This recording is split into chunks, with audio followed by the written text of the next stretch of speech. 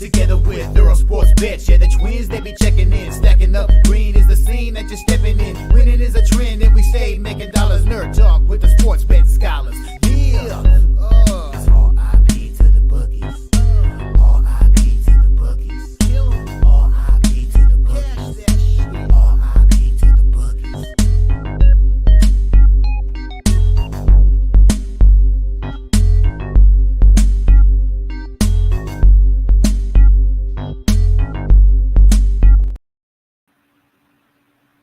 We are live. Welcome back to another edition of the Earle Sports Bet Show. My name is Nicholas Earle. I'm joined here as always by my brother Tim, and today we have 11 games in the MLB. Luckily, Tim, this is beautiful. Only 2 games in the NBA, Nice. and then 5 in the NHL, which probably means we have 427 NBA games tomorrow.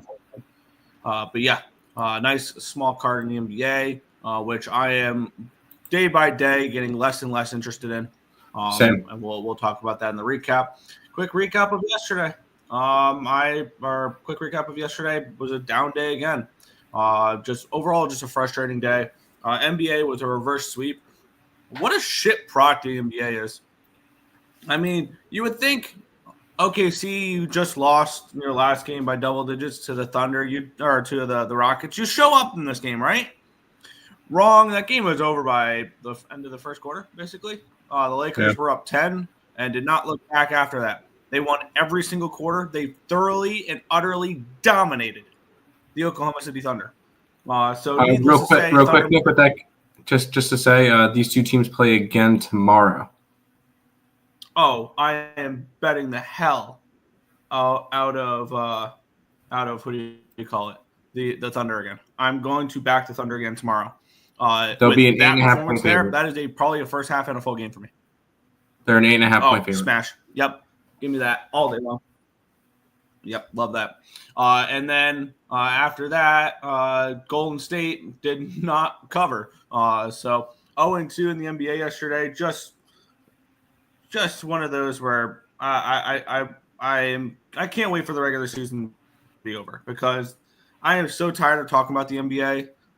And it's not even a good product. I don't watch any of the games, and I'm just so fed up with the NBA. But that's beyond the point.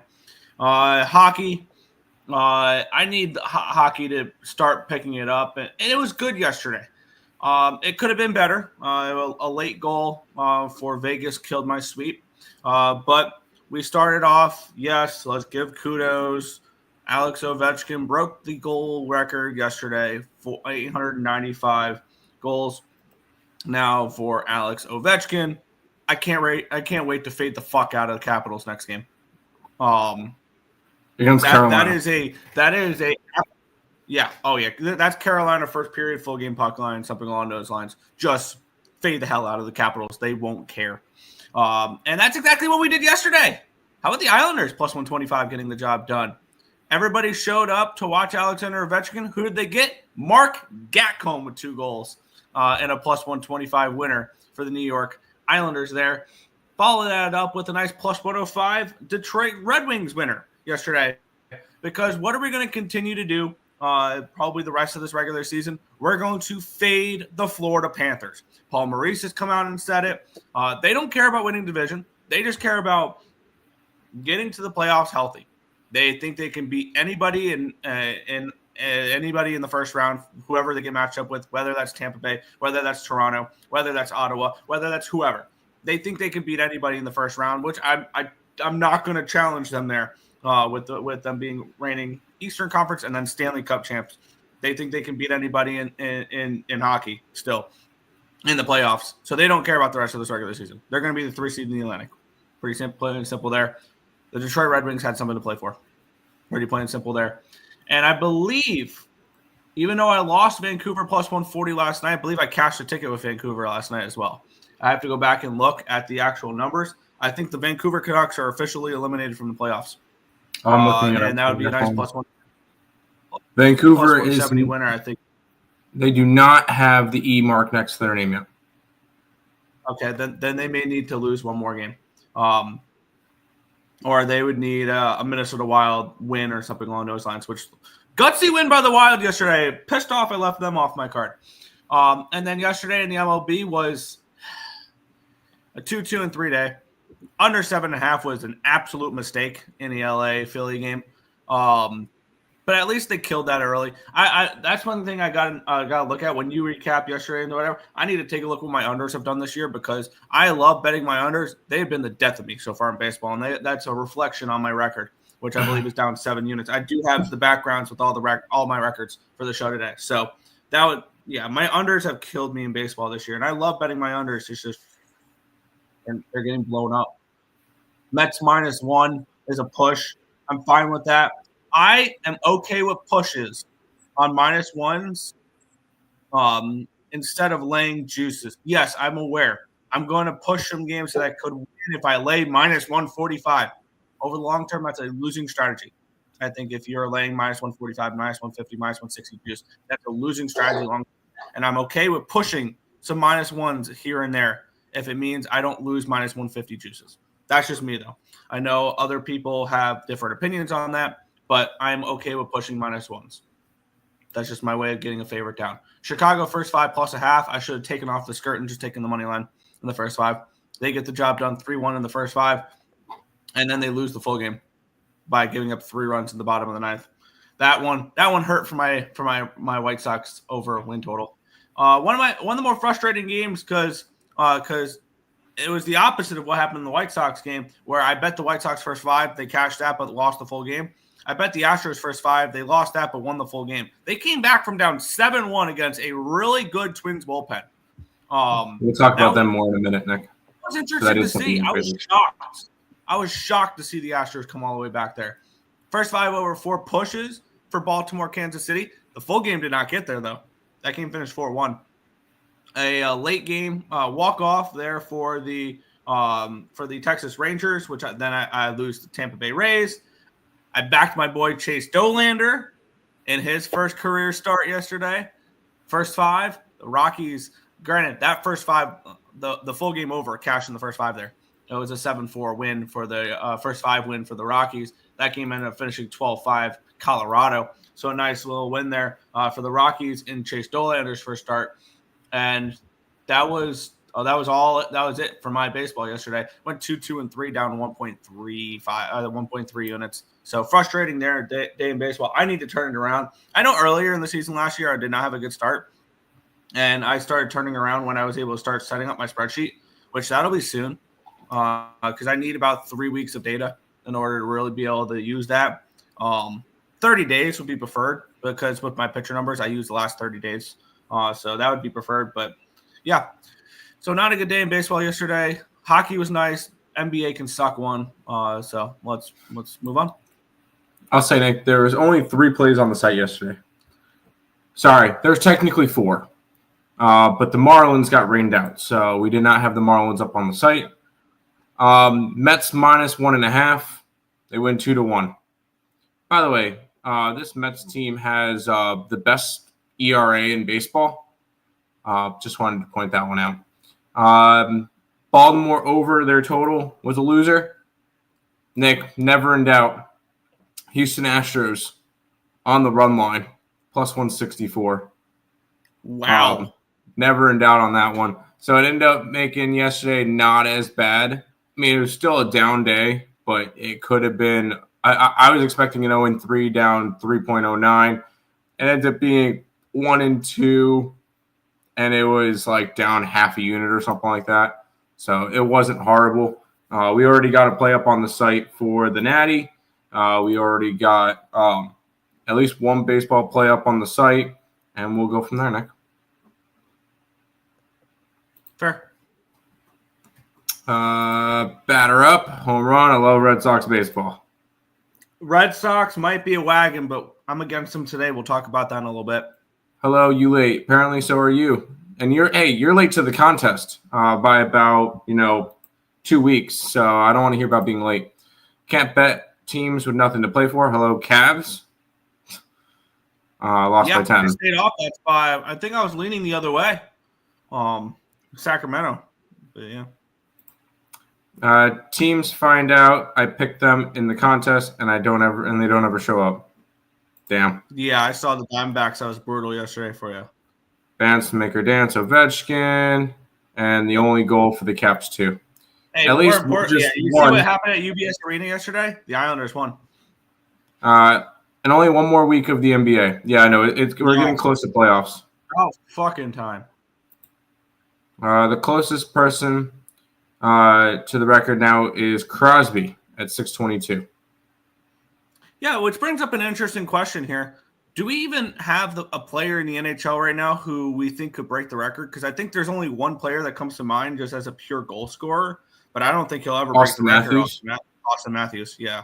That would be the only person I would say has a chance, but he would need more of those 60, 70 goal seasons. That's what he would need. They want to face the Leafs. So are the Rangers still... No, the Rangers are trash. We'll talk about them later. So, no, Rangers are ass at hockey, especially defense. I'm officially eliminating them on Twitter, but with a Flames L tonight, boom, probably keep them in the running. I don't know. Flames L. I've already moved on the Flames -1 for tonight against the Sharks. Pacers money line and Devin Booker 40. Dude, the Nuggets don't care right now. They don't. The Nuggets kind of feel like the Florida Panthers.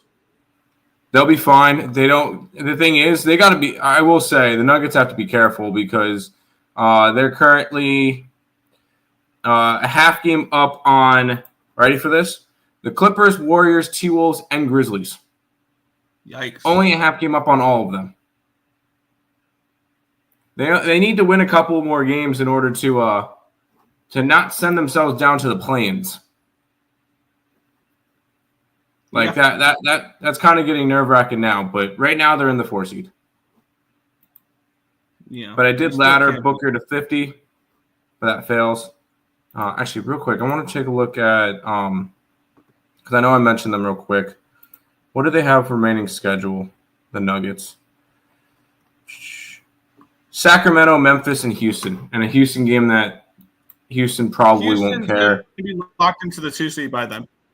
Yeah, that's fine. I'm on Tyler Herro, double-double, plus 400. That's all you got in the NBA today. Bullpens are trash around the league. Lots of runs given up, except for nope. You're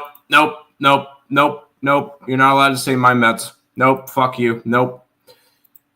Eileen Kings, but High 446, Yo Markel.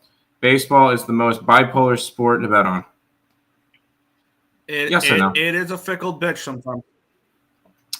Teams will do good one day and then forget to play the next day. Yep. That's the beauty of baseball, though. They should play less games and not 7 games in 7 days. They play 6 games in 7 days. Hey, we have both hosts today. There you go. And I don't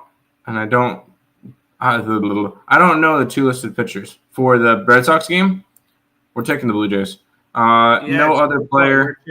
It's Easton Lucas. Ooh, yes. Ovechkin's. Yeah, nobody's going to beat that record. Rags and Jets, Oilers and Sharks. Sorry, I don't care if the Nuggets don't care. It's money to be made. Good for you. All right, Nick. Let's jump into the MLB.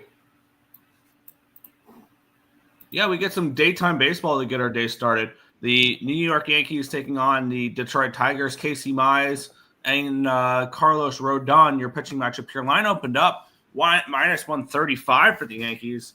It looked like it reopened up. That was my bad. That was about right. It opened up 135, and now it's all the way up to a 151 for the Yankees. We have a decent move towards them. Line opened up 8.5 at plus money. It got down to an 8, but it's come back up to an 8.5, and it's moved towards the over in this game here. Taking a look at the cash flow in this spot, we have 96% tickets, 93% of cash in the over. The line has moved towards set over, though.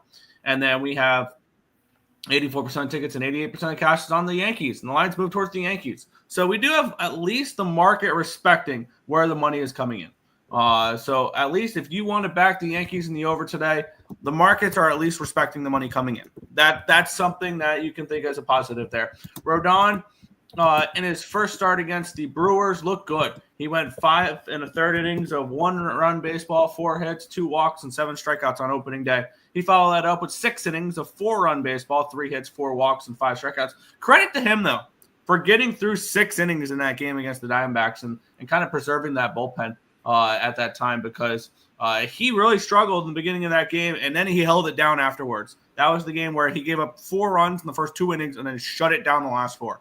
So that was very positive there if you're a Rodon backer, to see him be able to do that. On the other side, Casey Mize, he's made 1 appearance so far. He pitched in Seattle, where he went and he looked good. Went 5 2/3 innings of no earned runs, 3 hits, one hit, 3 walks, and 6 strikeouts. He looked good. Casey Mize, I think, is one of those pitchers that we can see look pretty good this year. And I don't really know how to approach this game, though. I get it. The market's moving towards the over in the Yankees with the public on them. So I guess if that's the case, I mean, I feel like Detroit's worth a look in this game. If you want to back the Tigers, I don't hate it. It's the lone day game. So that feels like one of those spots where it could be dog or pass.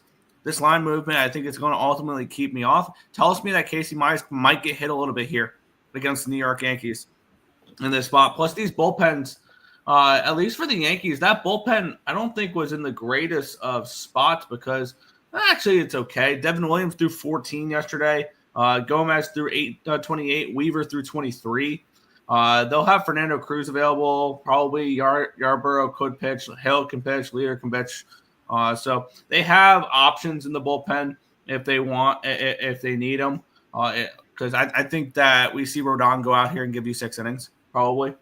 And on the flip side, the Tigers, they'll have Maeda available, Vest available, Holton available, Canely probably is available, 12 pitches there. Brisket through 9 on Saturday, he'll be available. I think only Brevia won't be available, who's throwing back-to-back days.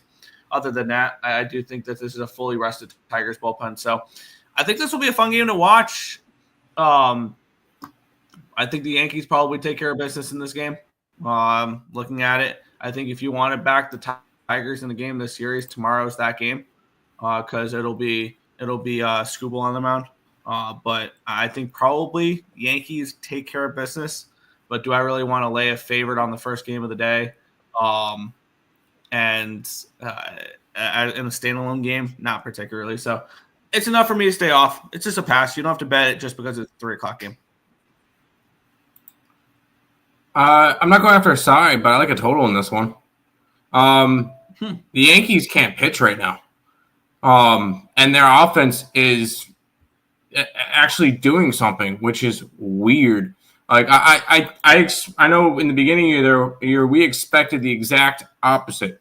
We expected the Yankees to be able to pitch. We did not expect them to be able to hit as well, and they've done the exact opposite and have proven me wrong.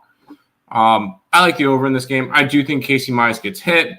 I think Rodon gets hit a little bit. I could easily see this game being another one of those like 8-3 Yankee wins. So I like the over in this one. Over 8.5 to start today, Nick. Couple things to keep in mind for the over, because I was kind of leaning in that direction as well. The Yankee team total -115 for 4.5 over on Bovada. The wind is blowing out. It's 20-mile-an-hour winds blowing towards center field, right center field. One thing I'm concerned about, though, is at first pitch it's going to be 40 degrees and it's going to get down to about 35 in this game. So it's going to be cold in Detroit. Yeah, both of these two teams are cold weather teams, so I'm not really as worried about that. Yeah, that's my main concern, though, is that it's going to be a cold game, and generally cold games lend more towards unders, generally speaking. But yeah, I understand liking the over in this game. Yep, over 8.5 to start today.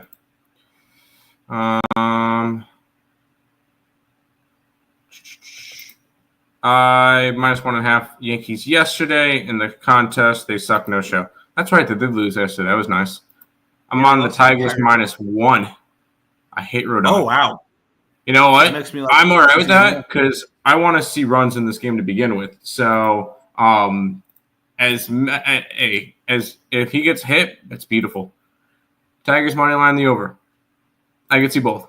I love my Yanks, but I'm picking spots bet against them. Nope, sounds like you're a fake fan. I'm joking, obviously. I thought the Yankees were better than the Pirates, but nope. The Yankees are better than the Pirates. They won. That's not splitting hairs. Torpedo bats only work in Yankee Stadium, obviously. I mean, they put up 9 and 10 the previous 2 games, but yeah, sure. Why am I defending the Yankees? Yeah. Stop defending the Yankees, Nick. It's weird. Morning, gentlemen. Good morning, Untouchable. Scored with some great hockey wins yesterday. History was made. Ovechkin to break it against the Islanders. You got plus 425 on. Method of breaking it, power play. It was obviously going to be a power play. It was a whatever penalty. And, of course, I knew once they called the penalty against the Islanders, that's exactly how he was going to do it. Oh, yeah. Could you have made it any more obvious that they wanted him to do it on the power play? I live bet the Sabres 3-way and regulate. Yeah, I saw that. There you go. Love that. Yeah. Generational parlay couldn't get through. Ovechkin anytime goal. Crosby anytime point. Got locked up in Chicago. Dang.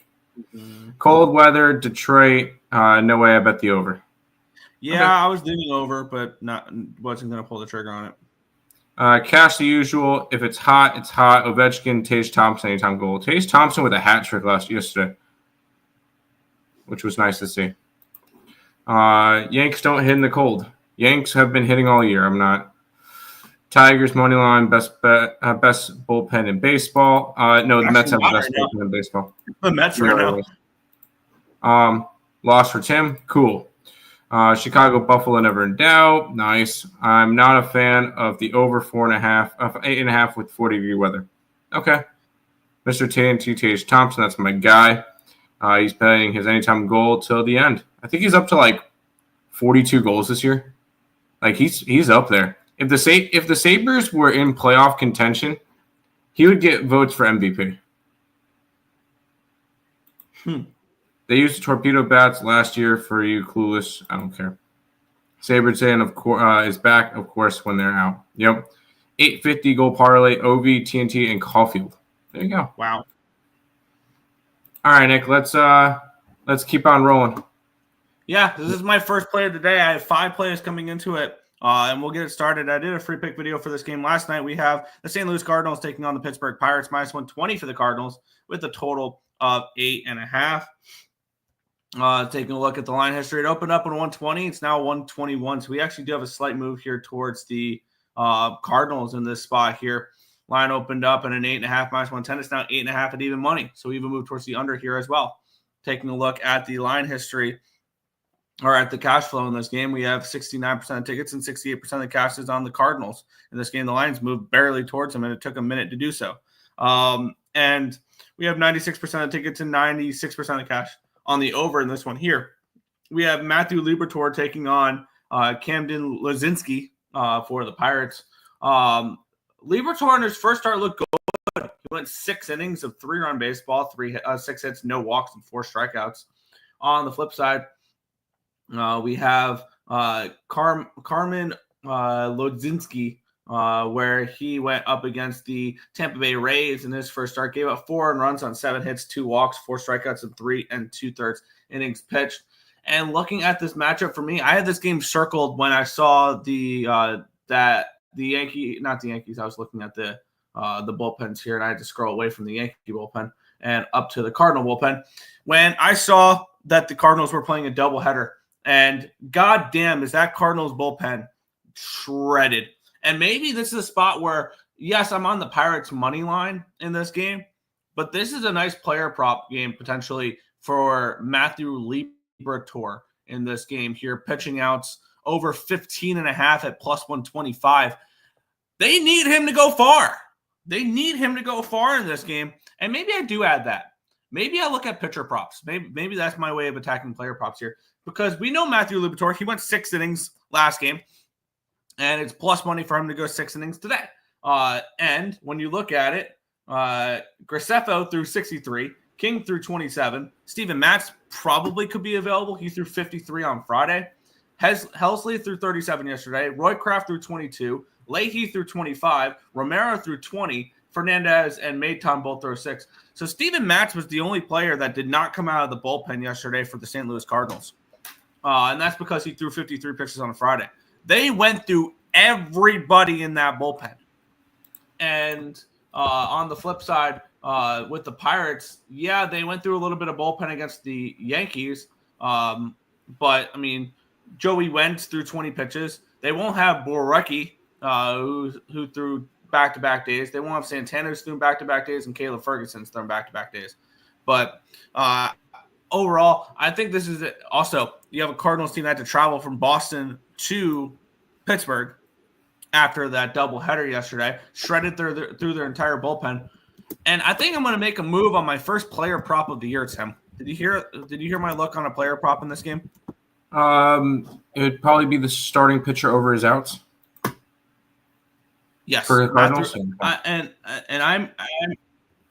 going to make my first player prop bet of the year. Matthew Liberatore over 15.5 outs at plus 125. I'm gonna be very selective with my player props, but I'm gonna try to find my spots. I think this is a great one right here. Matthew Liberatore over 15.5 outs at plus 125 over on Fanatics. I'm also on the Pittsburgh Pirates money line here at plus 105. I'm same boat as you, and I feel like if you are taking another play that we'll talk about in 2 games today, you have to take the Pittsburgh Pirates as well, because we got 2 teams that played A, Sunday Night Baseball, and B, a doubleheader, which one of those games went to extra innings. The Cardinals played 19 innings of baseball yesterday. That is not a recipe for success. To come back, have to travel. Granted, it's only Boston to Pittsburgh. It's not a far travel. This would be an even better play if it was like Boston to like Kansas City, or Boston to like Minnesota, or even across the country, which they won't do that. But it would be a lot better if it was a little bit further of a travel, but still playing 19 innings, using all your bullpen, losing both games. I think this is a bad spot for the Cardinals, who started off the season nicely, because they started off 3-0. And then they got swept by the Boston Red Sox, being outscored a total of 36-20. So not a good series for them there. Give me the Pirates here. I got plus 110. Yeah, I got plus 105 last night. I wish I waited till this morning, because it did go up a little bit since I did bet it last night, but it is what it is. Blues money line as per usual. Yep, I'm already on that. You already know. Blues until Yankees they lose. -1. I could see the that at all. I was leaning Yankees. I absolutely was. And I may end up doubling up on that game. I'm trying to decide if I'm going to bet it or not. I think I want to double up on the game. Take the Yankees and the over. Yankee run line saying this game's going to end 8-3. I could easily see it. Nah. If you were a -125 in NHL, your -1.5 would be plus 185, not plus 141 like the Cardinals. Why? Because in the NHL, you can't score a 4-point goal. Points are easier, runs are easier to come by than goals. So it's not going to be as juicy for that. And especially the Cardinals are on the road, meaning they'll get an extra at bat. Home teams, if you're most likely getting a run line, they're only getting 8 at bats. So keep that in mind as well. Lots of stipulations to go with that.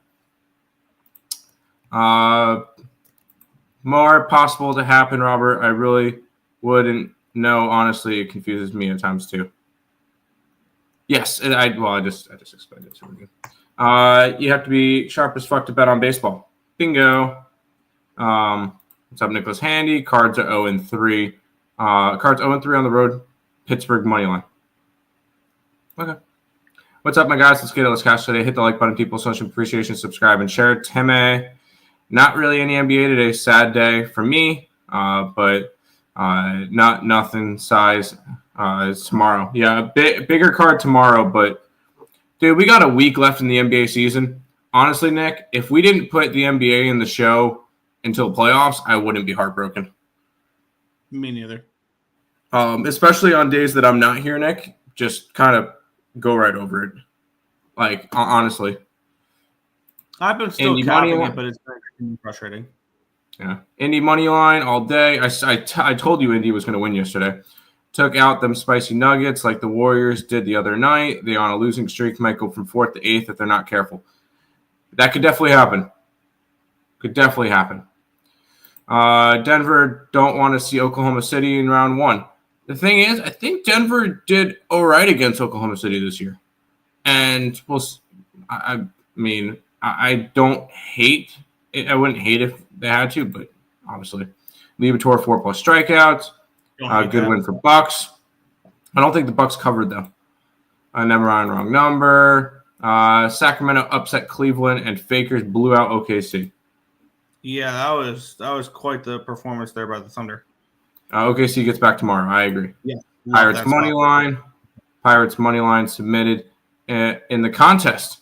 There you go. See, now you can get into the contest and have a chance. Pirates are horrendous. I watch all the weekend. The bullpen's trash. If the weather isn't bad, they will fly over. Okay, whatever you say. It's not a card spot. It is not. Absolutely not. Loss for your Coyote. Loss for Coyote Tigers -1. Do we recap it? MLB no, recap. I did not. We can. Let me quickly grab that real quick because I totally forgot to recap the baseball from yesterday. Let me grab it here. There we go. We have the person putting in plays under the name 446, which we know isn't 446.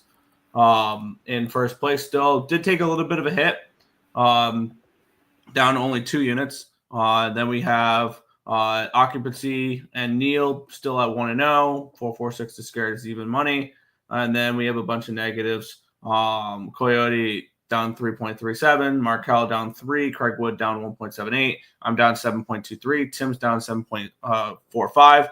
Nicholas Handy down 8.89. Robert Carlson down 17.55, which actually forgot to move the standings around. And Untouchable no longer in last place there, as it was just a lighter day for him. So, yeah, that's the standings right now for baseball. Not much positive in the baseball. So anybody can enter and still have a really good chance to win the contest. Yeah, Pirate spot all day. Yes, absolutely. Tigers -1 +210. Anyone bets -1.5 and anything is stupid. Thank you. Just my opinion. Who am I? 446. It's best way. Yes. When are you here, Tim? When you hear time, Tim A. Denver is trash. The defense is horrific. Cool. I would be on Denver for plus money against Oklahoma City. 100%. Yeah. Playoff experience. Yeah, I would too. As long as Murray's healthy. How are you clueless people betting on Rodon? I shake my head. How do you know I'm not okay? Because we know you've said multiple times you haven't put picks on. No, I don't blame me. Blame the team I pick on. There you go. I told you he was going to do this. Am I going to do wrong? Got to get my head out of my ass. No, dude, you've already said that you're not putting in picks. So, Nick, let's do this one. Yeah, we have the Los Angeles Dodgers and the Washington Nationals. The Dodgers -165 road favorites, total of 9 in this game. High total, but I get it. And it's a pitcher for Washington that has done okay this year. Line open up 4 for the Dodgers. And then this line opening up at an 8. It's still an 8. I don't know why I typed in a 9 because it was never a 9 there. Must have just typed in the wrong number. There we go. Taking a look at the cash flow in this game here, where we have 94% of tickets, 99% of cash is on the Dodgers. The lines moved towards the Dodgers, though, pretty significantly, where I feel justified that it is the correct line movement with the Dodgers getting as much money as they are. 98% of tickets, 98% of the cash is on the over here as well. Taking a look at the pitching matchup here, Mackenzie Gore and Dustin May. Carrot Top had a nice little start there in his first game. Back after multiple, I have Trevor Williams next. multiple Tommy John. What do you mean? I have Trevor Williams starting today. Unless do not. All right, hold on. Let me check MLB. Oh, MLB has Gore. Okay, Covers has Williams, so that's really deceptive.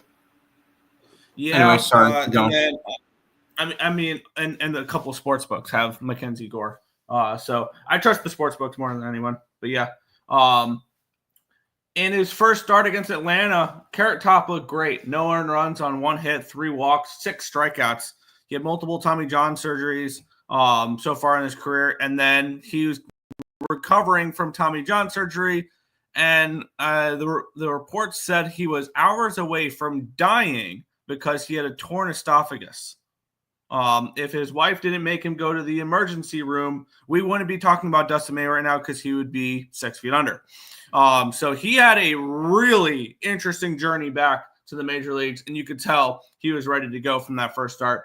And on the flip side, for Mackenzie Gore, former ECU verbal commit that was handed almost $7 million to sign out of high school, drafted 3rd overall by the Padres.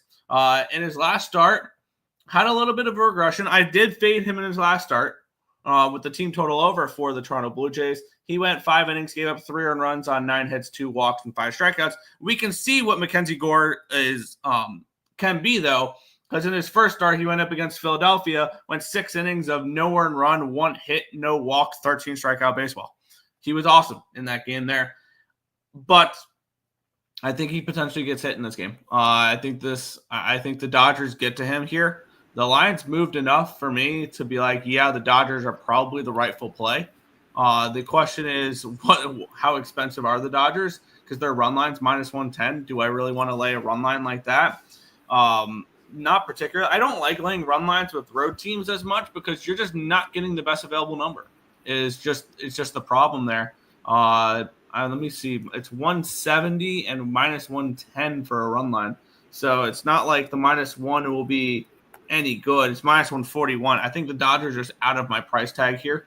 But it would be Dodgers or no bet here for me. Maybe this is a spot where you hope the Nationals score early and then you live bet the Dodgers because I think the Dodgers come in and dominate this series against the Nationals. I would lean Dodgers, but the -1 line's a little too expensive, so I guess Dodger run line would probably be my lean in this game. And with the total being an 8, you're probably getting a Dodger team total at a decent number in this game here.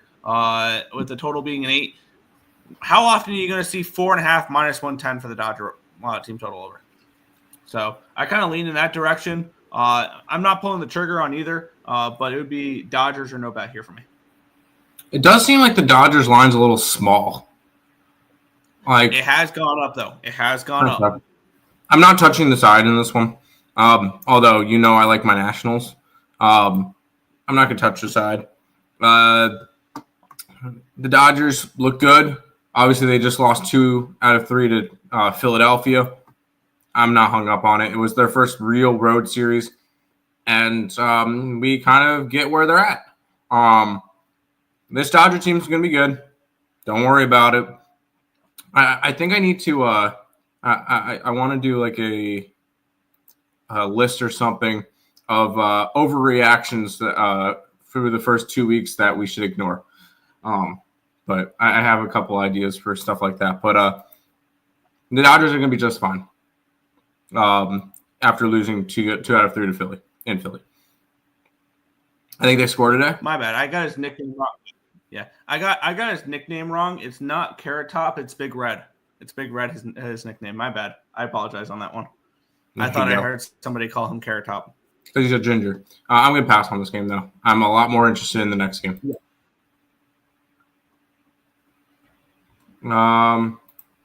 Who saw that commercial during March And also, Madness? I can understand the line for this game real quick because Mackenzie Gore kind of does have a pitching advantage over Dustin May. Fair enough. Don't bully college athletes for losing your bets. No, I'll do what I want. Thank you very much. Could be me. I don't think it's you. Unless you send me proof that it is, like taking a screenshot of the contest when you put your thing in, then I'm not doing it. I see 7.5. Got Detroit money line, Pitt money line, Texas money line, Padres money line. I'm not sure about the Tigers. I'm all right with the other ones, I think. No, I don't like the Padres because I'm taking. Oh, I have to update the A's thing. I didn't update it for any of the Colorado Rockies games. I'll do that, and I'll have all the results, the updated numbers for that tomorrow's show. Is low-hanging fruit for the Dodgers? I think so. I think it could be. Where's the value with the Washington Nationals? Someone tells me. I like this team. It's a young team, but there's not. I don't know if there is today. Dodgers -1.5 in the over. Nationals first 5. Nationals. Mackenzie Gore is the guy I'm backing on the mound when he's on the mound. Yeah, I can understand that. The man almost died, and this rotten person, Nick, calls him Carrot Top. Shut up. Yes. The Nats got positive. Nats got lucky to beat the D-backs. They beat them twice. Supness, Nats money line. Dodgers run line. 446 sees that he can take a positive 2 units. That's not him. Rather than actually putting in place. That's sad. It's 2 units, right? All right, Nick. Favorite bet on the board. Yeah, let's talk about the Boston Red Sox coming in against the Toronto Blue Jays. Now, no travel for the Red Sox in this spot, but I think definitely is not a Red Sox spot. We'll talk about it. We have the Toronto Blue Jays and the Boston Red Sox. Line opened up 145 last night for Boston. It's now all the way down to a -132. So we do a line movement here towards the Jays in this game. Line opened up at a 9 at -120. It's now a 9 at even money. We did see it click down to an 8.5 for a few minutes as well. Taking a look at the cash flow in this game here, where we have 72% of tickets and 80% of cash on the Red Sox, and lines moving towards the Jays in this game here. And then we have 98% of tickets, 99% of the cash is on the over in this one here. We have Easton Lucas taking on Richard Dick Fitz. We have Easton Lucas coming in off of his first career start where he went 5 innings of shutout baseball. 1 hit, 2 walks, 3 strikeouts against the Washington Nationals. He looked good. On the other side there, we have Richard Fitz, who in his first start was not bad. He's pitched twice. No, he's only thrown once. He was supposed to throw against the Cardinals, but didn't because his game was delayed or postponed.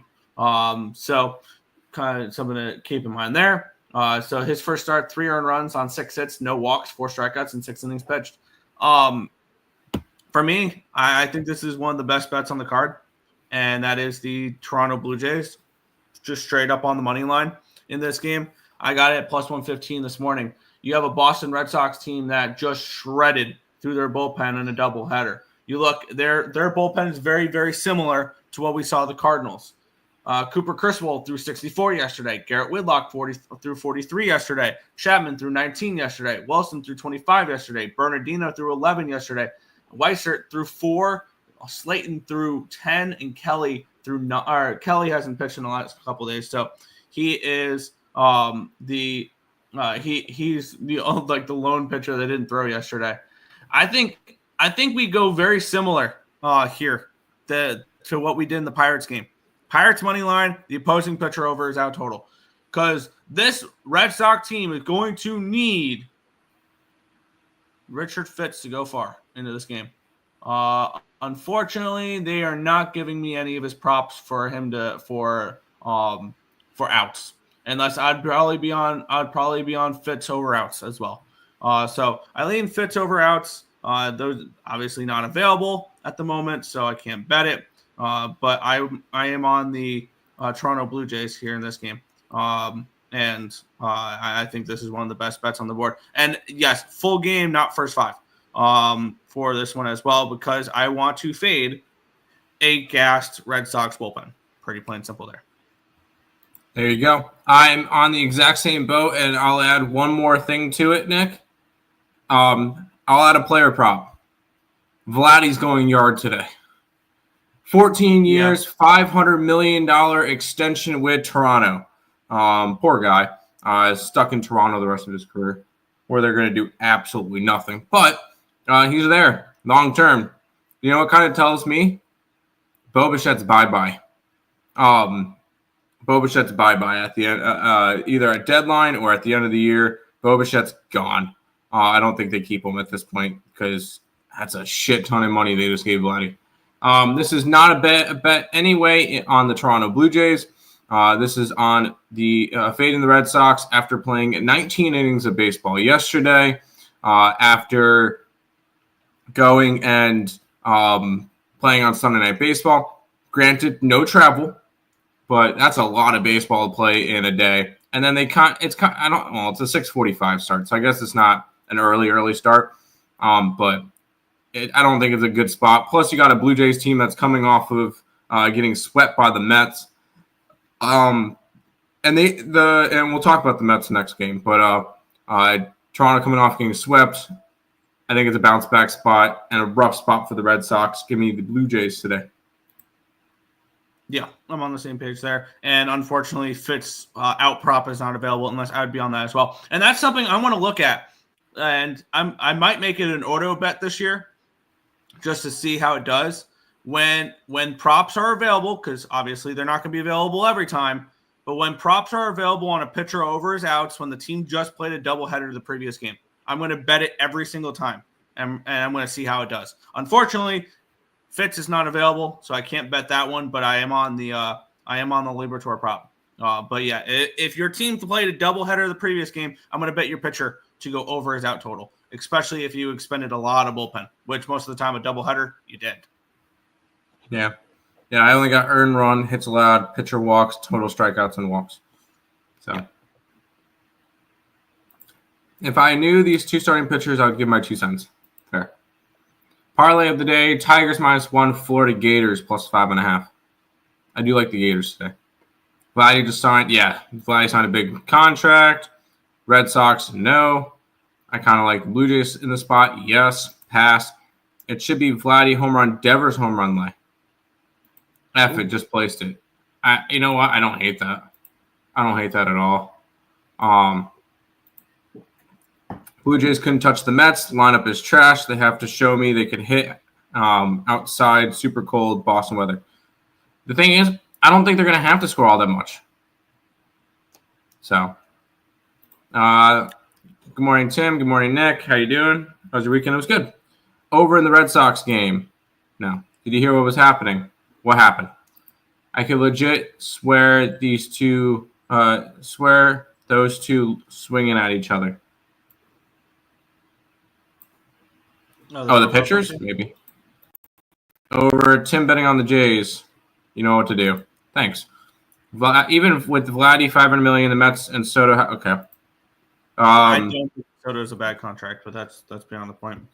Well, you got to keep in mind the Yankees offered him the same thing, so guaranteed if the Yankees signed him, it would have been the best contract ever. Dodgers in the under, Mets run line.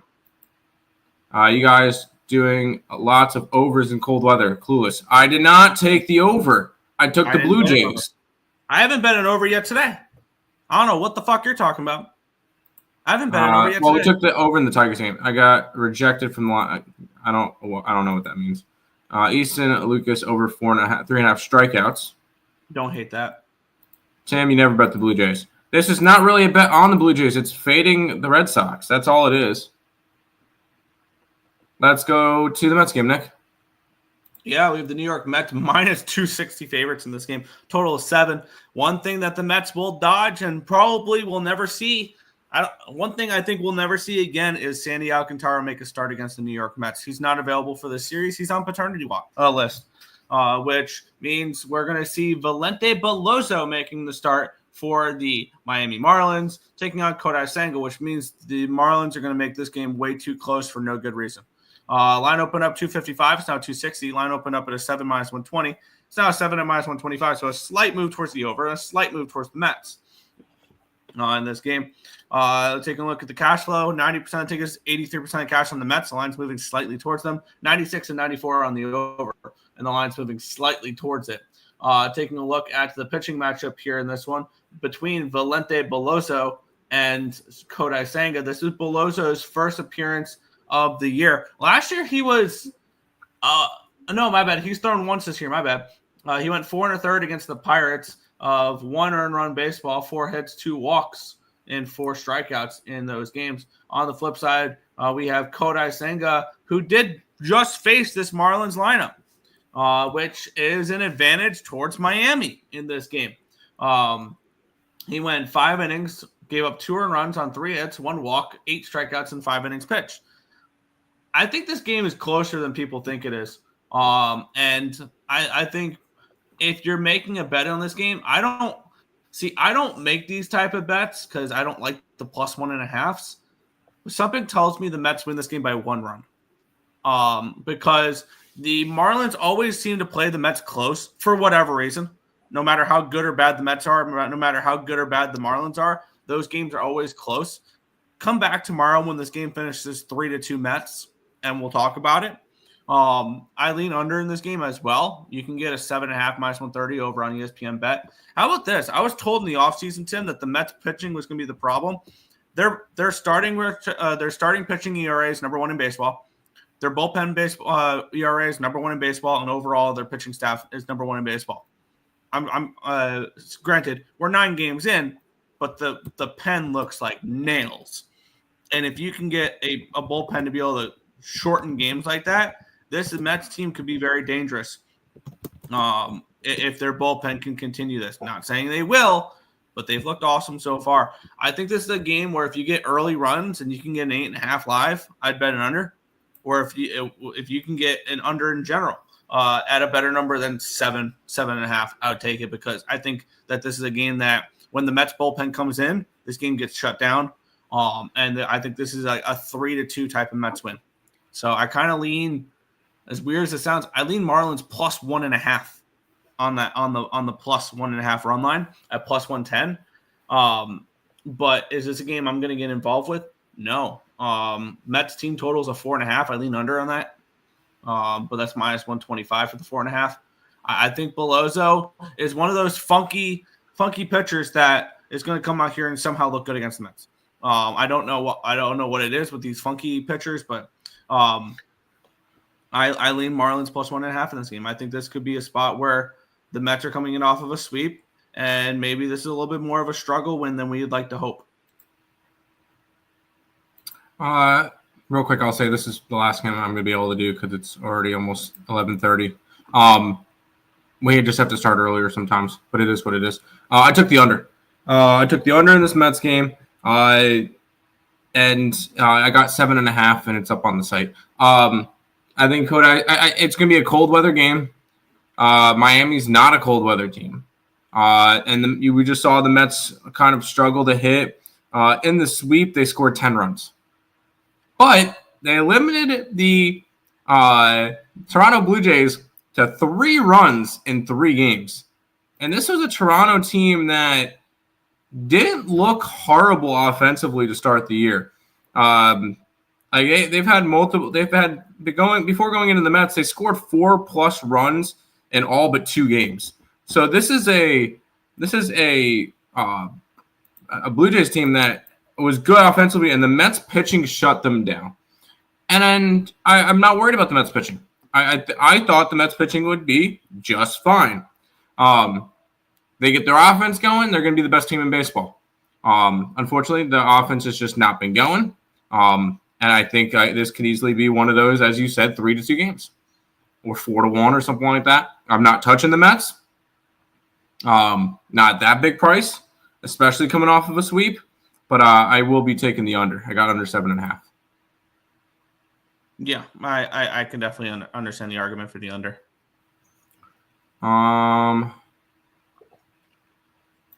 It is cold in Jersey. Nats money line in the under. That's your rule. Thank God the Yankees didn't sign Soto $850 million. Yeah, you say that now. It's not 850, but okay. I know you're just exaggerating for exaggerating. It's I think 804. You would think a genius would know the actual number, but It was 765 with boosts that get him up to 805.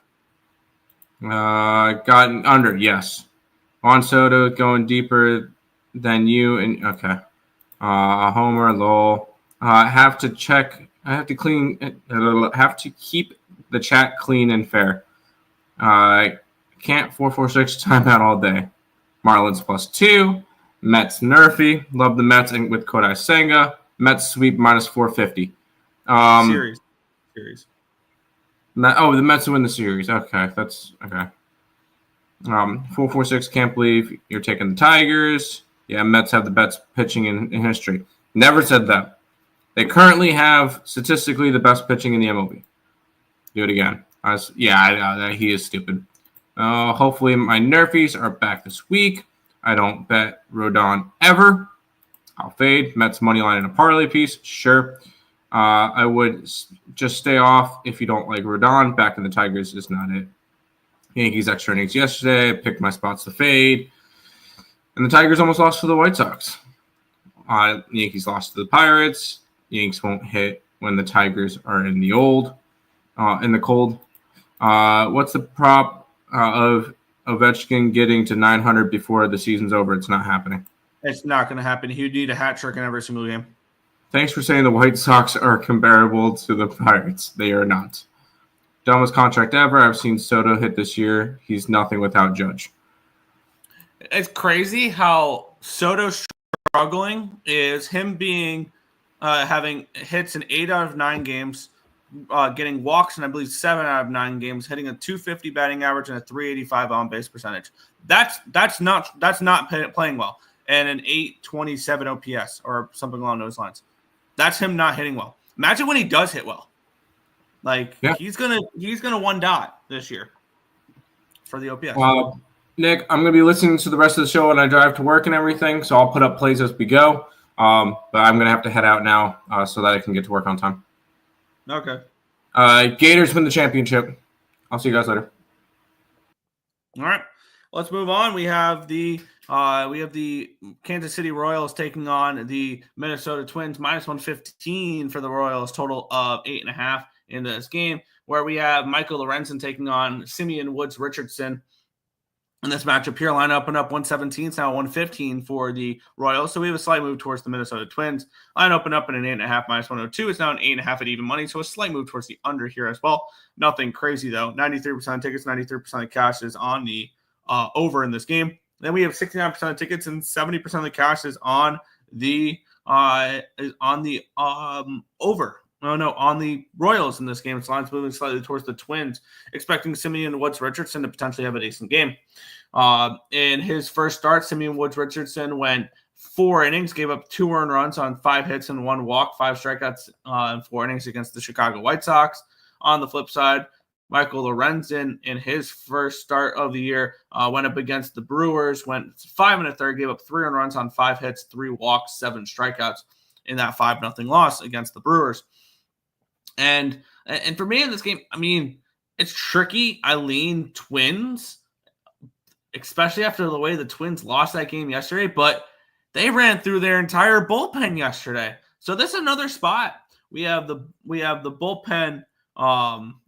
We have the bullpen basically all taxed here. Maybe they ask Simeon Woods Richardson, you have to go further in this game with how taxed his bullpen is. Granted, they didn't play a doubleheader, but they blew that 7-1 lead. Colemine pitched, Jack's pitched. They both could be available. But Varland's thrown back-to-back days. Topa's thrown back-to-back days. Sands has thrown back-to-back days. Duran has thrown back-to-back days. So you have a lot of pitchers in that Twins bullpen that have thrown back-to-back days. Kind of makes me think, is this, if you like the Twins in this game, it's just a first 5 money line for the Twins. And nope, that's the wrong book. This line moves slightly towards the Royals in the first 5, but it's moved towards the Twins full game, which is interesting there. I do lean Twins first 5, and I kind of do lean a little bit of Simeon Woods Richardson over his outs.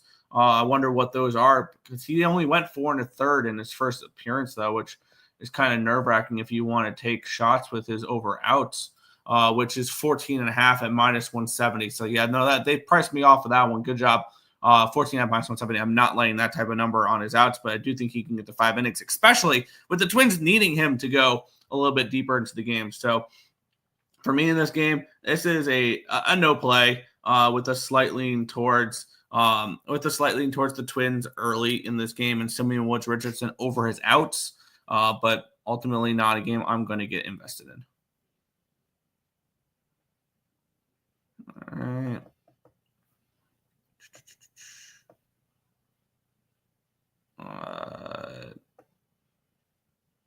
Astros got done and Rockets get it done. All right. So entertaining to listen to. Okay. You don't have to be an asshole every single day. Host. He's a host. He's not a special guest. He's a host. Go Houston. I'm on the Cougs there. Take care. Tell Tim have a good day. Yep. I went to a Twins game where Simeon Woods Richardson pitched against the Royals and Cole Reagans. That's nice. Royals run line spot. Did you? Yes, I know. Yes, yeah, you've mentioned it. Yes. Special guest host only stays an hour. Don't have him on again. Fuck you. That's what I think.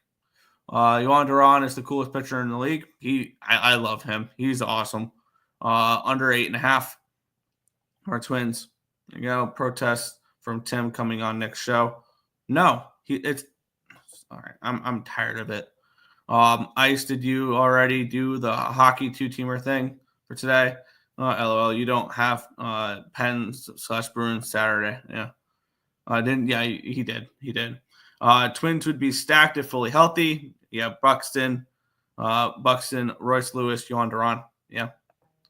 It's okay. I'm just tired of the same old joke every single freaking show. It's annoying. It gets old. I'm tired of it. And it's disrespectful to Tim. Yeah. Can we get Jordan Bennington guest spot when we talk Blues Jets? Right. Royals money line. I would lean the other way, but I can see the full game cashing for the Royals. I can see the full game. We'll move on. The Chicago Cubs and the Texas Rangers. The Cubbies -120 favorites. And yes, you don't have to adjust your screen. We have a hockey total in this game, as we have the Dallas Stars and the Chicago Blackhawks here at the total 6 in this game. Do we dare take an under in this spot between Nathan Eovaldi and Justin Steele? Obviously, the wind's blowing in and Wrigley. Line opened up -115, it's now -123. So we do have a move towards these Cubbies in this game. Line opened up at a 6 at -105. It's a 6 at -106. I mean, this line is so blatantly low. How are we not on an under in this game? Because we'll get into it. Two good pitchers as well with Steele and with Eovaldi as well. Justin Steele and his appearances so far, he's pitched 3 times so far this year. So he's somebody I could probably set up the spreadsheet for, and he's not looked good in any of them.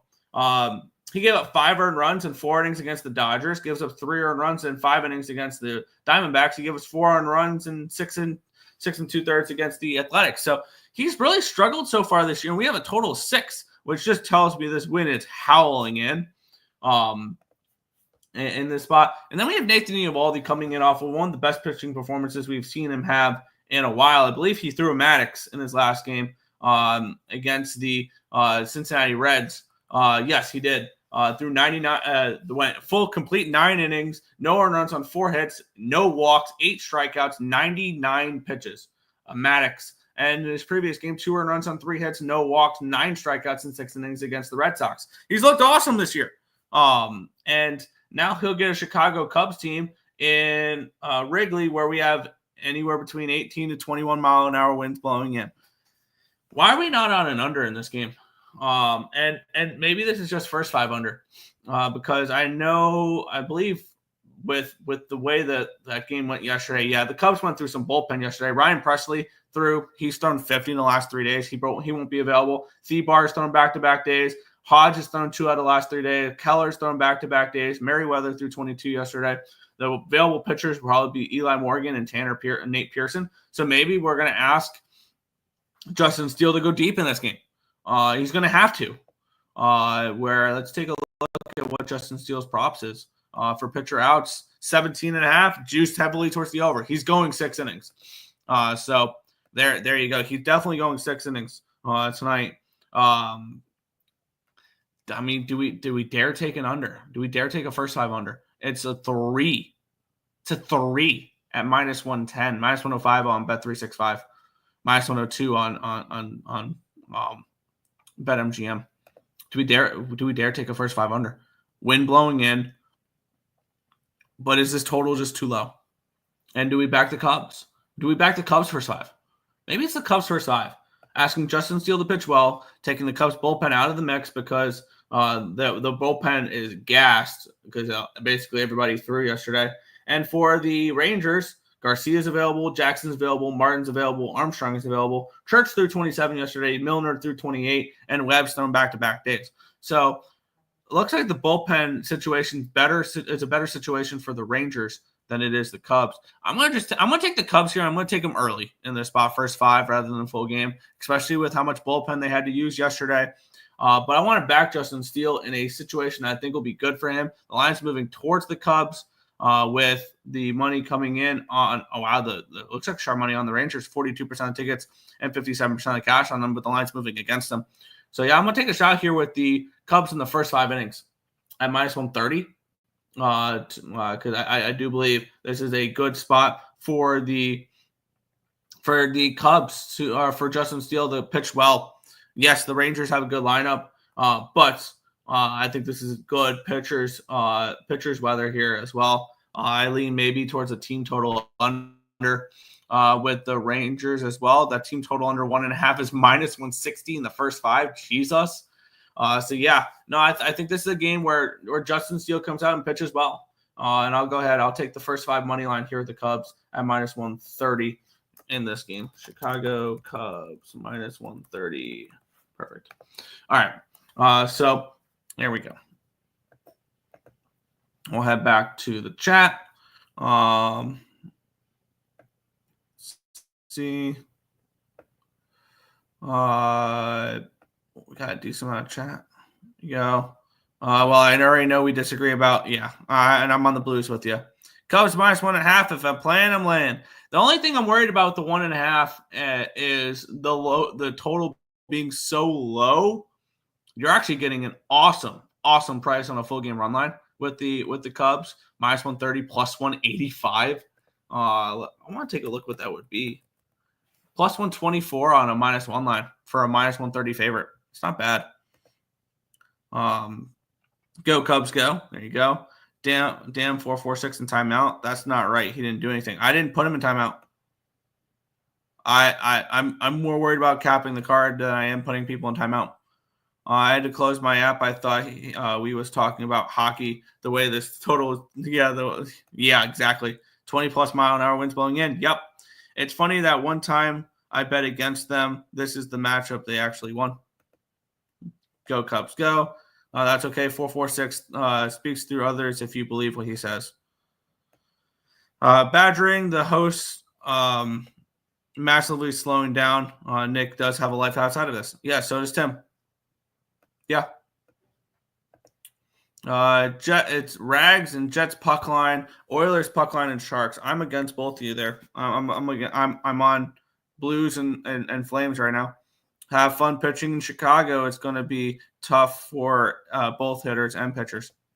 Who's 446 exactly? Wind doesn't affect hitters, guys. It does. It does. For game under 3. The first 5 under 3. Yeah. Rangers money line. I could see a lot of walks in this game. I don't know. I think this total is low, but I'm asset totals. That's fair. Unders have been killing me this year. But I kind of wanted to play the full game under, but not at that number. 20-mile-an-hour winds. Yes. Yeah. I think the Ducks steal one tonight, and it stays under. Wow. Rangers money line. On the opposite there. Are the Rangers a playoff team? They might be because that division's ass. Like, who's going to steal the spot right now from the Texas Rangers? It's not the Astros. Maybe it's the Astros. Maybe it's the Mariners. Yeah, I don't know. What do you think about the run line?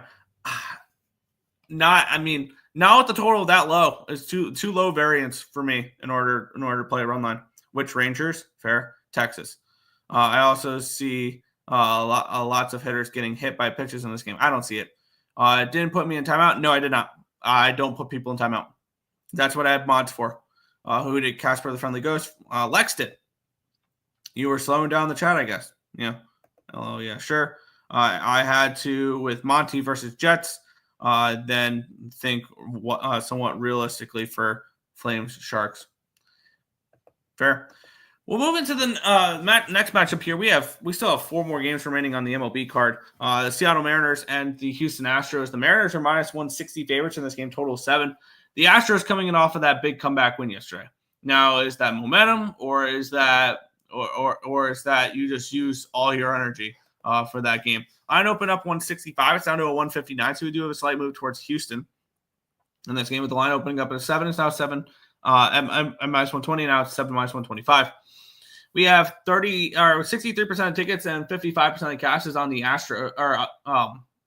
is on the Mariners. The line's moving slightly towards the Astros. 98 and 97 on the over in this game here, with the line moving slightly towards the over. So we do. It looks like there is at least some respect towards it. Hayden Wisniewski taking on Logan Gilbert. Wisniewski in his first start gave up 3 earned runs on 2 hits, 3 walks, 6 strikeouts, and 5 innings pitched against the Giants. The Giants have been pretty good this year. On the flip side, Logan Gilbert in his first start, my bad, he's had 2 starts. Both of them have been at home. So he's had that nice home cook in there in his first 2 starts, pitching in a very pitcher-friendly ballpark. Gave up 1 earned run on 2 hits, no walks, 8 strikeouts, and 7 innings in his first start against the Athletics. Followed that up with 3 earned runs on 5 hits, 1 walk, 10 strikeouts, and 5 innings pitched against the Tigers. So he's looked good in both of his starts. I want to take a look real quick because how much bullpen did the Astros use yesterday? See, because I feel like they used a decent amount. Montero threw 39, Hader threw 28, Abreu threw 15, King threw 13. But Scott will be available. King and Abreu can still be available. So can O'Kirk. Hader probably not after throwing 28 yesterday. Montero won't be. Gusto threw 42 on Saturday. He probably won't be. So we still have a decent amount of bullpen arms for the Astros, but not the amount I would want. And on the flip side, the Mariners, what does their bullpen look like right now? Bizzardo threw 23 yesterday. He's thrown 51 in the last 3 days. He's probably not available. Other than that, everybody else is probably full and ready to go. Something tells me that the Astros are a live dog in this game.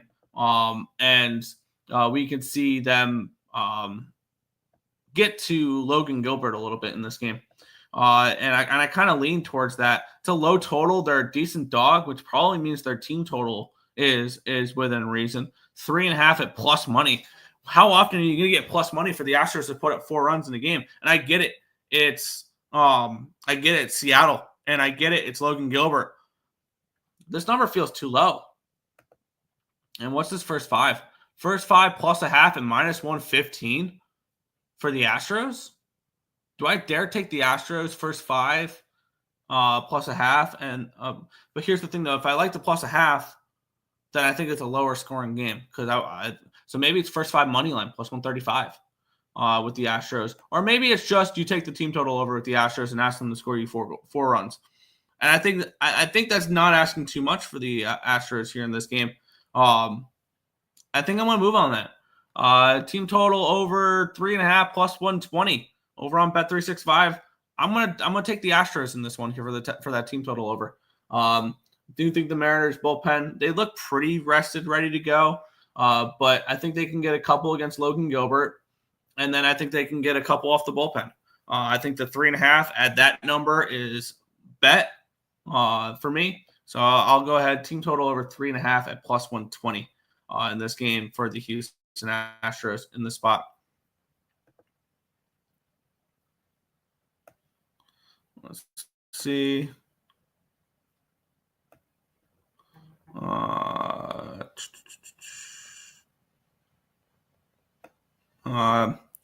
Yeah. Even though People type more than you. Yeah. I was about to protest and not come on again. He said he didn't do it. Do I believe it? I didn't do it. Yeah, not him. I can see it as a mod. Yeah, who timeout? Come forward. Okay. Astros plus 140. Seattle money line. Somebody with a wrench time me out. It wasn't me. I promise you it wasn't me. Probably Rob. I don't know. Astros money line plus 150. Yeah, I don't hate that at all. LOL, the ghost of Tim put 446 in timeout. No, he's driving right now. He didn't do that. The Astros should score more runs, I hope. I think they can. Mariners playoff team, they're just not a team I believe in. Personally, I would take the Astros and I would take the Rangers over them. I told you, dummy. No, it wasn't him. I'll just fade the miracle team, Houston Cougars today. Hopefully, I get another sweat-free win like UConn yesterday. I'm on the opposite side there.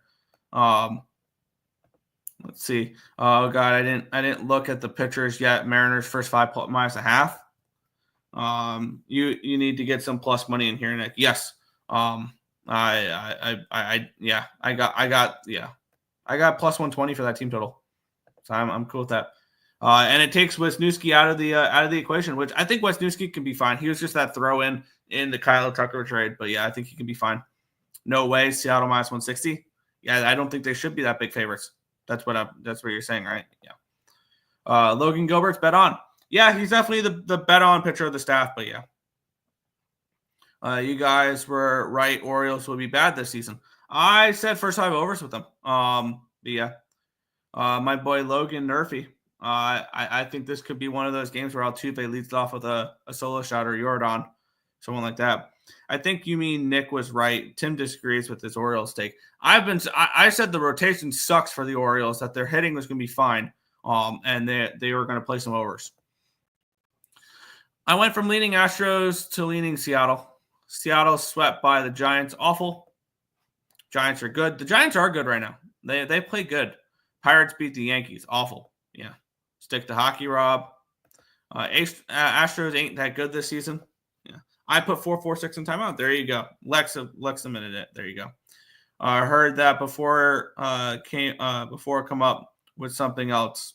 Yeah, exactly. So you and Tim disagree on the NCAA championship. Yes, we do. Stick to hockey, Rob. Blah, blah, blah, blah, blah, blah, blah. Yeah. Big brother, little brother matchup. Houston owns Seattle. Yes, they do. But we will move on. We have, 3 more games in the MLB remaining. What a matchup we get here. Diamondbacks and Orioles. Zach Gallen and Zach Eflin battle the Zach attacks on this one here. And I mentioned that Eflin's one of those where I put the pause on the first 5 overs with the Orioles. He's one of the only ones I trust on this rotation. Line opened up at a minus 128. It's now minus 117. So we do have a move towards with the Orioles in this game. Line opened up 8.5 minus 110. It's now 8.5 and minus 105. So we do have a slight move towards the under here as well. We have 73% of tickets and 64% of the cash is on the Diamondbacks, and the line's moving towards the Orioles with the sharp money on them. This feels like Orioles or no bets. 98% of tickets and 98% of the cash is on the over here. Zach Eflin is my favorite pitcher on this Orioles staff, which doesn't really say much when the other options are Tomoyuki Sagano and Charlie Morton and what's going to be Kyle Gibson and Kate Povich. It's not the greatest there. Zach Eflin in his first 2 starts has gone 6 innings in both of them. Gave up 2 earned runs on 2 hits, 1 walk, 2 strikeouts against Toronto. Followed that with 3 earned runs on 8 hits, no walks, 5 strikeouts in 6 innings against Boston. He lost the game against Boston. He won the game against Toronto. On the flip side, the Arizona Diamondbacks, they'll have Zach Gallen on the mound, who has not looked the greatest. My bad. He started off not looking the greatest. He gave up 4 runs on 4 hits, 4 walks, 4 strikeouts, and 4 innings pitched in his first appearance. And then he absolutely dominated against the Yankees. No earned runs on 3 hits, no walks, 6 2/3 innings, 13 strikeouts. He made the Yankee hitters look silly. I want to fade him after that. I do. And I would like the Baltimore Orioles in this game. Let's take a look here because I like this Orioles bullpen. I want to see what they look like rest-wise. This is a pretty fresh and ready to go bullpen. Only Yanier Cano and Sir Anthony Dominguez threw yesterday, and that was Cano's first appearance since Wednesday. So he'll be available to go. Maybe Sir Anthony Dominguez. It was his second appearance in 3 games. Maybe he isn't. And on the flip side, the Diamondbacks, I believe they're coming in off of a series where they have a pretty fresh and ready to go bullpen as well. Jaden Beeks threw 35, so yesterday he won't be available. Mantiply's thrown back-to-back days. He won't be available. But Puck, Martinez, Miller, Thompson, Nelson, all available for the Diamondbacks out of the bullpen. I like this Orioles bullpen, though. I do. And I think this is a great spot for the Baltimore Orioles here. They're coming in off of the bad loss in their last game against the Kansas City Royals. I believe they lost yesterday, right? Yeah, they lost 4-1. Povich looked fine. Bubic was awesome yesterday. I think this is Orioles. I think the Orioles might be one of the better bets on the board today. And I'm getting full game plus 105 over on Fanatics. I'm going to bet the Baltimore Orioles today. I think this is a really, really good spot. I like Zach Eflin. I want to back Zach Eflin. And I like this bullpen as well. That's pretty fresh and ready to go. So give me a little Birdland action here. Plus 105 against the Arizona Diamondbacks.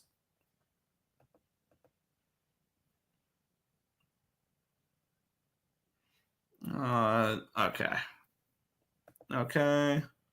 Over 8.5. I can see that. I'll lean first 5 over, but not with Not with Eflin on the mound. Diamondbacks money line. Arizona not to bat in the bottom of the 9th.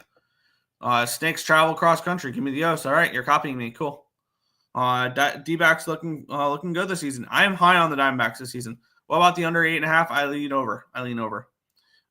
When the D-backs are hitting, the only thing that can stop them is the bullpen. Yep. O's money line plus 105. I'm on the same page as you there. So we will continue on in this one. Did I not? I have not posted I did post the Cubs play. I haven't posted the Astros team total overplay. There we go. We will move on. 2 games remaining on the card. Cincinnati Reds and the San Francisco Giants. I haven't bet an under on this card yet, and this was the one under that I had circled that I was very, very interested in, that I wanted to see a little bit more from. This line opened up 135 for the Giants. It's now 146. We do have a move towards San Fran. And then this line opened up at a 7 minus 110. It's now a 7 at plus 103. So we do have that line move towards the under that I was looking for here in this spot to pull a trigger on the under. 98% of tickets, 97% of cash is on the over. 88 looks like 88 and 99 on the Giants, which explains the line move towards the Giants here in this one. Taking a look at what these bullpens have been through. The Reds have a not overly rested bullpen. Suter threw 34 yesterday. Mole threw 23. Gabout threw 18. Ashcraft threw 10. Ashcraft has thrown 3 of the last 4 games. He's probably not available. Taylor Rogers threw Friday and Saturday. Santillan threw Friday, Saturday as well, but he could be available. Both those guys only threw 28 and 25 pitches those 2 games. Don't know what to expect too much of that. I want both these starters though, part of this first 5. So maybe this is just a part of this under. So maybe this is just a first 5 under, rather than a full game, because looks like a pretty used bullpen here for the Giants. Camilo Doval threw 20 yesterday. He's thrown 44 in the last 3 days. Ryan Walker's thrown 37 in the last over the weekend. So did Miller. Trevino threw 30 on Friday. He'll be available. Spencer Bivens threw 30 on Friday. He'll be available. Birdsong threw 27 on Saturday. He'll probably be available. Taylor Rogers. So it looks like the Giants have a pretty available bullpen, even though it looks like they've thrown a decent amount. Yesterday, it wasn't too much, and the pitchers who did throw yesterday could probably go again today. So for me in this game, the question is, how much do I want the Reds bullpen involved? Because probably Mold could throw again. Gabout could throw again. I don't think Ashcraft will. This Reds bullpen's been interesting this year. I don't know what to expect from them too much. We're starting to see some 6.5s out there. I think this is first 5 unders to play rather than the full game under. And it's a 3.5 at minus 120. I'm going to do that. I want Hunter Green I want Logan Webb, especially Logan Webb at home. For the under in this game for a first 5 under. Which let's take a look at the pitchers real quick because we have two of the better pitchers I think in the National League. Hunter Green's coming in off of a really strong performance. He went 7 innings of 1-run baseball, 3 hits, 1 walk, an undeserving loss, and that 1-0 loss against Texas. His previous game, he did face the San Francisco Giants team, went 2 earned runs on 3 hits, 1 walk, 8 strikeouts. That was at home. Now he hits the road. He's pitched both games at home so far, but now he gets to go to a much better pitchers-friendly ballpark. On the flip side, Logan Webb's both games have been on the road so far, where he generally struggles more than he does at home. 3 earned runs and 6 hits and 3 walks, 5 strikeouts and 5 innings against this Reds team. And then he followed that up with 7 innings of 1-run baseball against the Astros. Looked good. Now he gets to pitch at home for the first time this year, where he pitches really well at home. Let's take a look. The weather you can only use so much in San Fran. It is a pitchers-friendly ballpark, even though the wind's blowing out. We all know the wind swirls there in San Fran, so it's not like we can really put too much into that. I'm on the first 5 under 3.5 and -120 this game. I think we get both pitchers pitching well in this spot, and I think we see this game be a little bit low scoring out of the gate, and maybe when the bullpens come in is when we start to see runs in this game. So I lean towards I'm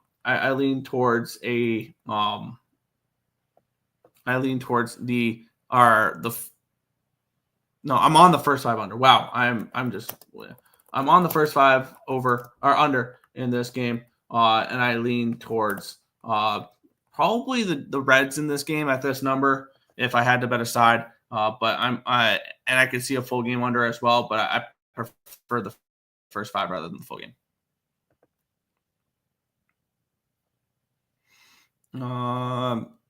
The Red Sox, the Reds are terrible at baseball, but for some weird reason they're going to win this game.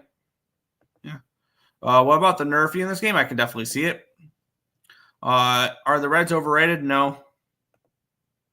Giants are hot. They are. They look good right now. Home Webb, good. Home Webb, good. Road Webb, bad. Even though Road Webb has been pretty good this year. I hope the Giants win. Probably have 7 Nerfies. Whether they all win is a different story. The only guarantee is that in D-backs Orioles that a Zach will win. Fair. Very fair. We'll close out the card here in Oakland, Sacramento, with the San Diego Padres taking on the Oakland Athletics. In this one here, the Padres -145 road favorites with a total of 8.5.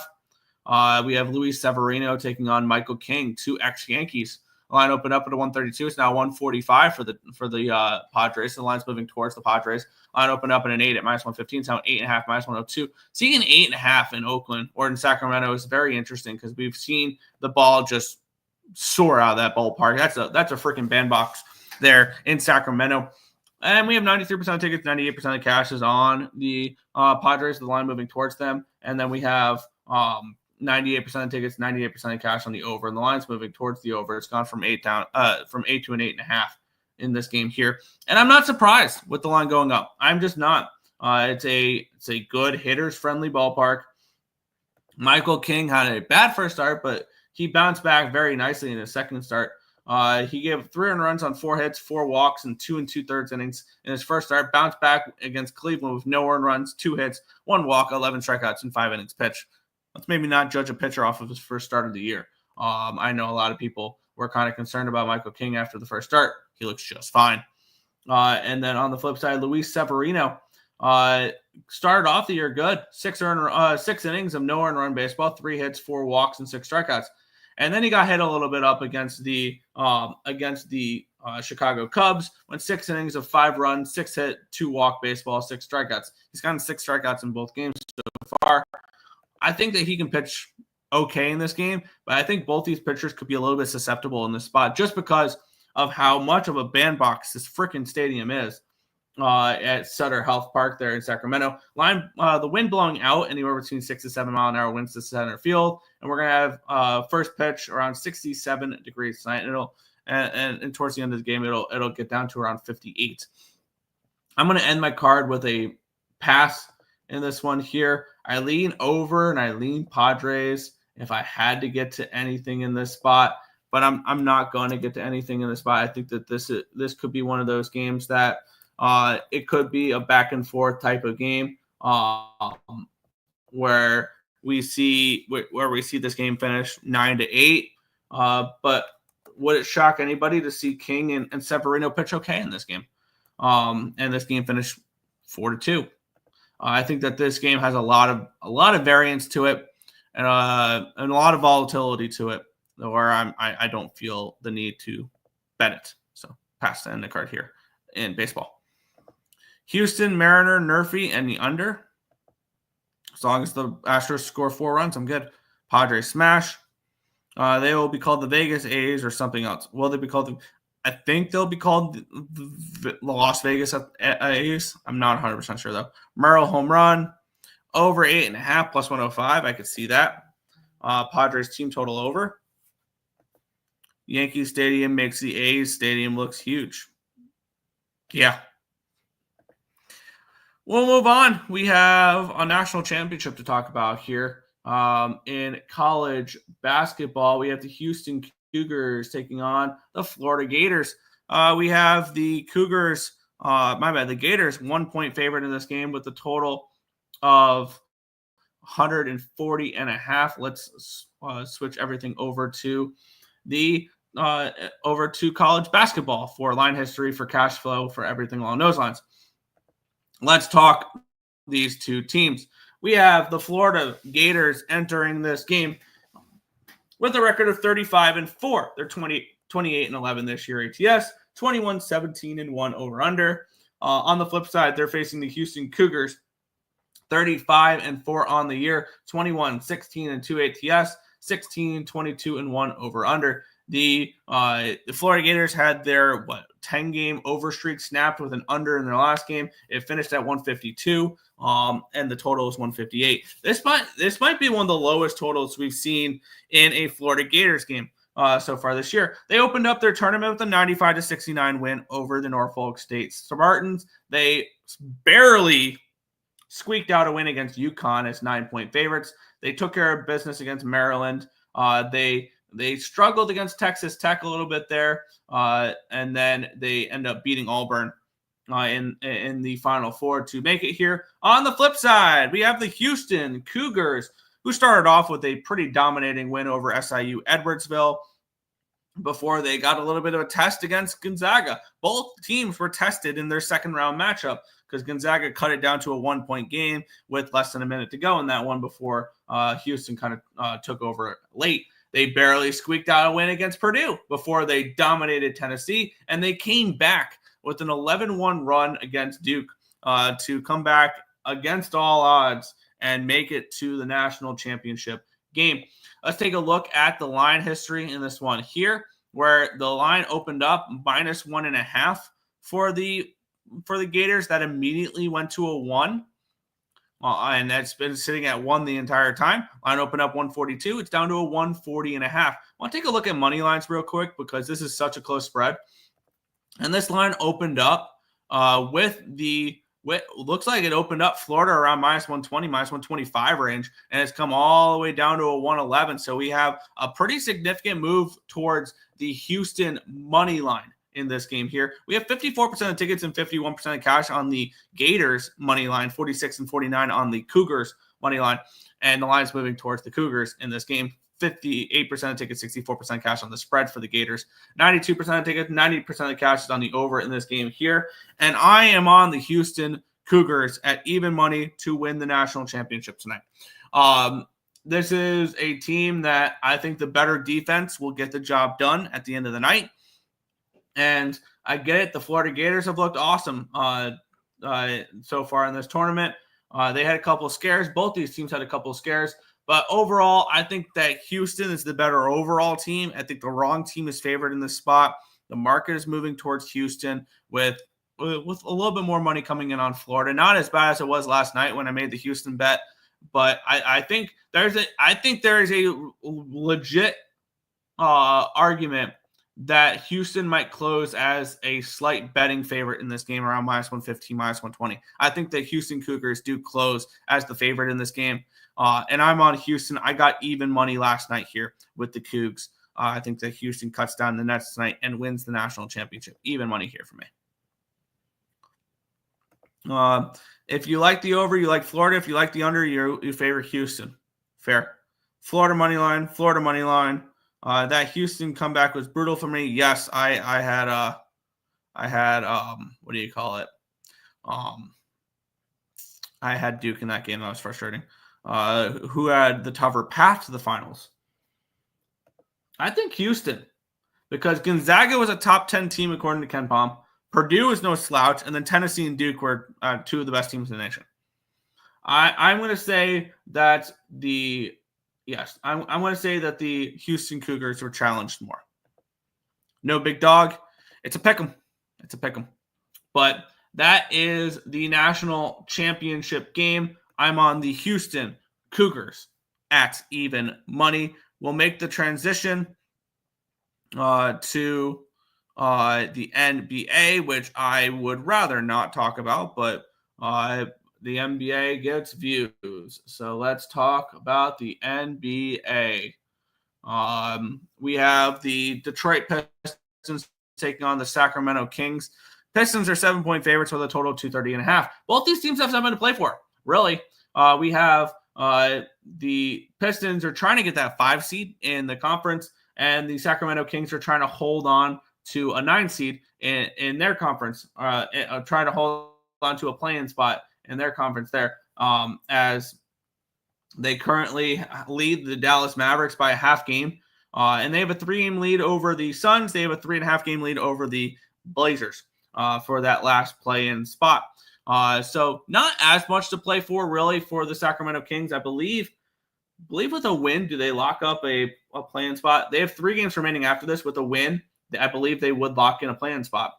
On the flip side, we have the Detroit Pistons, who are not locked into the 6th seed yet. The worst they can do is the 6th seed. The best they can do is the 5 seed.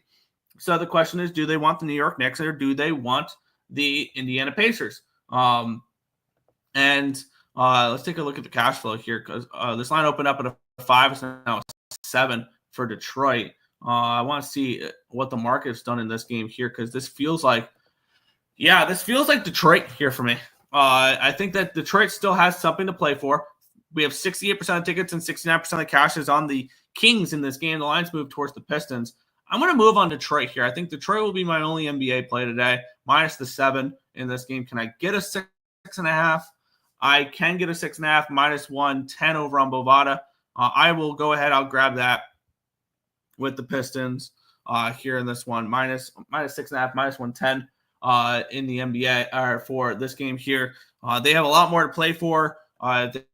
They want to pass the Bucks. I think this is not a great situation for the Kings. I believe this is a back-to-back for the Kings because they just played last night as well. So that's something to keep in mind too. I believe. Don't quote me on that. I want to make sure real quick.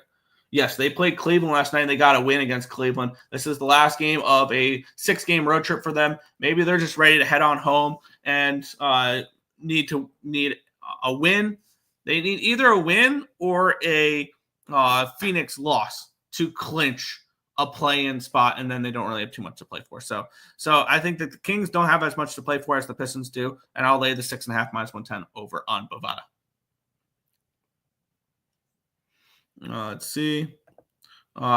Pretty interesting. Usually I see oh no, more trash ball talk. Yeah, only 2 games though. Only 2 games. LOL. Who put a timer for Nick to do dance if the goal is met? What? What happened? That's probably Tim. Gators got better players, better guards and forwards. Pistons smash. It's a toss-up. Both teams got challenged. Both teams pulled off multiple comebacks.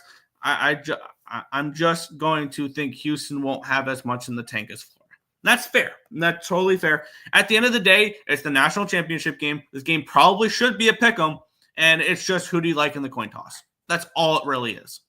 And for me, I'm guaranteed a profitable tournament. Houston would make it a 6-unit tournament, and that's the only difference there. Off a loss from the Grizzlies. Yeah. But we'll move on. Final game in the NBA, where we have the Miami Heat taking on the Philadelphia 76ers. Line opened up 13, got up to a 14.5, got up to a 15 at one point, back down to a 13.5 though. So we do have a slight move towards the Heat in this game. Line opened up to 13.5. It's now 214. This was probably one of the easiest passes on the board for me today. We have 54% of tickets and 56% of the cash is coming in on the Heat. The Heat have something to play for. They are trying to actually, do they? Do the Heat have something to play for? Because this is a Heat team that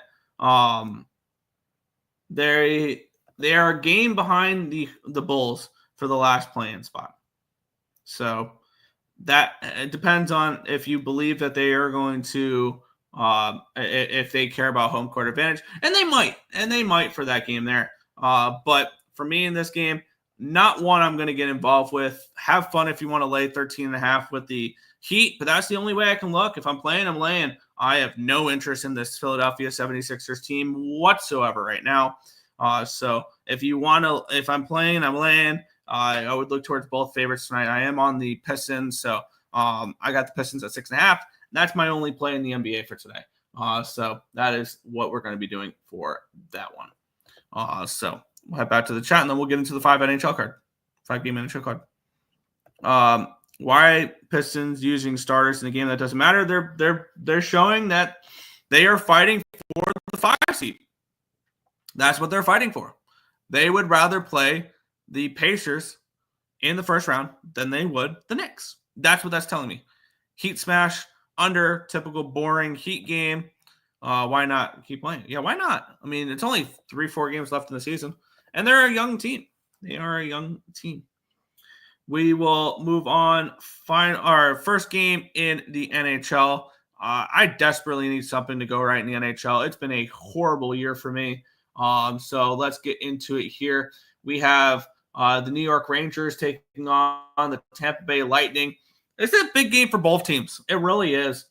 And we have a Lightning team that is 4 games behind 4 points behind the Toronto Maple Leafs for the Atlantic Division crown, and with no games in hand. I think the Tampa Bay is going to be the 2 seed in the Atlantic. I think that the window of them winning the Atlantic is closing. And they do have Toronto in their next game, though. That's a big game. They get Toronto next game. So that's something to keep an eye out for, the Tampa Bay Lightning. And this Rangers team, they're coming in. I thought they were going to use the momentum of that Wild game and get a win against New Jersey. I don't know what to think about this Rangers team anymore. I really, really don't. I feel like this could be a draw. Maybe this is one of those games. Both teams want the points because Tampa Bay is still fighting for the division, and the Rangers are fighting for a playoff spot. You look at the Rangers, they enter this game with 79 points in 76 games. They have a game in hand on the Montreal Canadiens, and they are 6 points behind them. So it's getting dim. It looks like Montreal will be your last wild card team.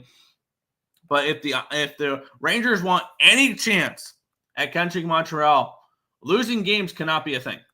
Just putting it pretty plain and simple. They're probably gonna have to win out, the New York Rangers, in order to make the playoffs. And I don't see it happening. I don't. So for me, I have no interest in this game. This will be a game I'll pay attention to. Both teams have motivation. The Lightning still can win the division. The Rangers are still in a playoff push. This should be a desperate Rangers team, but I can't trust them. So it's a pass here for me. Let's see. Yeah, don't get fat and happy. Under and draw. I can see the draw. Tampa, Rangers, Kucherov over 1.5 points, and Gensel anytime goal. Lightning got nothing to play for. Wrong. They're playing for the division still. And they have, I believe, 2 games against the Maple Leafs. coming up. They play the Maple Leafs on the 9th. Oh, they only played the Maple Leafs one more time. Did they just play the Leafs? No. They play the Leafs one. They still get a game against the Leafs. They are absolutely still in the running. They have something to play for. No goal first 10 minutes. I definitely think that's a possibility. Absolutely. And I wouldn't talk to anybody off of unders in this game either. With two Russian goaltenders, Vasilevsky and Shesterkin. We know those two step up there. Fading the overrated Rangers, it'll be hilarious when they miss the playoffs. I have plus 215 in my pocket for them to miss the playoffs, and I don't care if they make it or not, honestly. A Panarin anytime goal. There you go. People burning jerseys in New York over the Rangers. Crazy. JT Miller assist. McDonough anytime point. Fair. We'll move on. Yes, you guys know I have a play on this game. And we're getting close to clinching playoff time if you are the St. Louis Blues, which the Blues, granted, the Oilers have 2 games in hand on them. The Blues have the same amount of points as the Edmonton Oilers right now. It is, 12 in a row for the St. Louis Blues, and we've been on them every goddamn game of this streak. And you guys know that we're just going to continue to back them here. It's just pretty simple. It is Blues until they lose. I've been saying this for a while. This has been one of the teams I've actually gotten right for a while here. We're close to this 11-1 ticket for them to make the playoffs because they currently lead the Utah Hockey Club by 11 points in the standings. With a win tonight or a Utah Hockey Club loss, I believe that clinches them the spot because they have 4 games remaining, the Blues, which means they can finish with 101 points. And Utah here, the Utah has, oh wow, actually Utah can't catch. Utah can't. Oh, I'm not thinking about Utah. I'm thinking about Calgary. Calgary has 2 games in hand.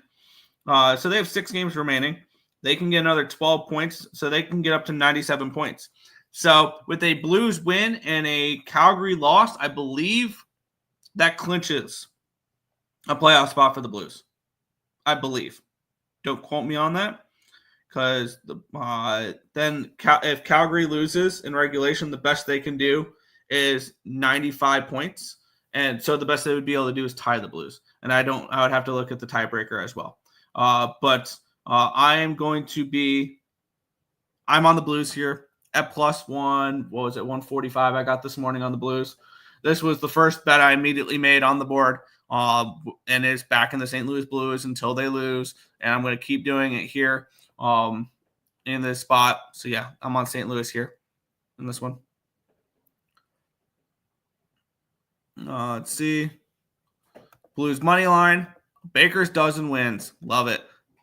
Jets team total over 3.5. Yeah. Blues will be the public's favorite dog in hockey.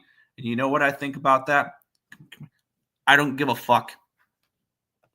They've won 12 games in a row for me. I'm going to continue backing them. Yeah. Blues are 2-7-1 in the last 10 against the Jets. Cool. On a Monday. Interesting. Blues money line. Yes. Cam Fowler assist. You will feel blue when the Blues lose to the Jets, who wore the color blue too when at home. All right. And if they do, it was a hell of a streak.